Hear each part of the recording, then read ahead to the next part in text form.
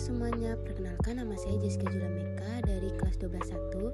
Saya ingin membacakan PPT kesetaraan untuk mencegah perundungan. Mempelajari teks narasi. Teks narasi menyajikan beberapa peristiwa atau serangkaian kejadian yang disusun secara kronologis sesuai dengan urutan waktu. Peristiwa yang disampaikan dapat benar-benar terjadi, tapi dapat juga hanya khayalan saja. Narasi juga bertujuan untuk menghibur atau memberikan wawasan kepada pembaca. Berikutnya ada ciri-ciri teks narasi.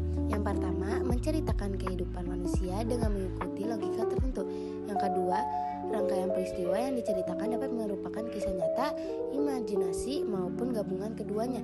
Yang ketiga, cerita memiliki nilai keindahan isi dan penyajian. Yang keempat, ada konflik. Yang kelima, ada dialog untuk menghidupkan cerita. Yang keenam, penyajian pemilihan peristiwanya secara kronologis. Selanjutnya ada jenis dan struktur teks narasi. Teks narasi dibagi menjadi 3 jenis. Yang pertama ada narasi ekspositoris, yang kedua ada narasi artistik, dan yang ketiga ada narasi sugestif. Lalu teks narasi dibagi menjadi 4 struktur. Yang pertama ada orientasi, yang kedua ada komplikasi, yang ketiga ada resolusi, dan yang keempat ada koda. Selanjutnya ada fakta, fiksi, opini, dan asumsi dalam teks narasi. Yang pertama ada fakta. Fakta merupakan sesuatu yang benar-benar terjadi dan dapat diindra. Yang kedua ada fiksi. Fiksi merupakan pernyataan yang hanya berdasarkan khayalan atau pikiran. Yang ketiga ada opini. Opini adalah pendapat seseorang terhadap suatu permasalahan. Opini merupakan penilaian yang disampaikan secara subjektif. Yang keempat ada asumsi. Asumsi adalah dugaan yang diterima sebagai dasar untuk bertindak. Dan selanjutnya ada istilah fenomena sosial. Bahasa Indonesia berkembang selaras dengan tuntutan kebutuhan masyarakat di berbagai bidang. Teks tersebut memuat istilah fenomena sosial, antara lain istilah hoaks. Hoaks termasuk ragam percakapan yang memiliki arti informasi bohong. Mengidentifikasi perwatakan tokoh cerita. Yang pertama, menyimak pembacaan teks fiksi. Menyimak pembacaan teks fiksi melibatkan proses memahami dan menginterpretasikan cerita yang disampaikan melalui teks. Yang kedua, menjelaskan tokoh dalam teks fiksi. Karakter yang diciptakan penulis untuk menghidupkan cerita. Tokoh dapat berupa manusia, hewan, atau bahkan objek yang memiliki karakteristik dan peran dalam cerita.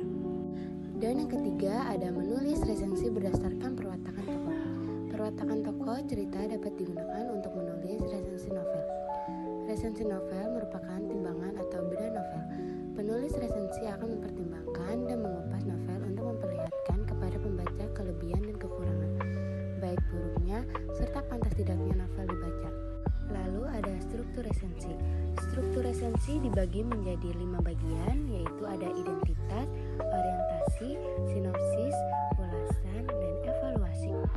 Selanjutnya ada elemen di resensi novel.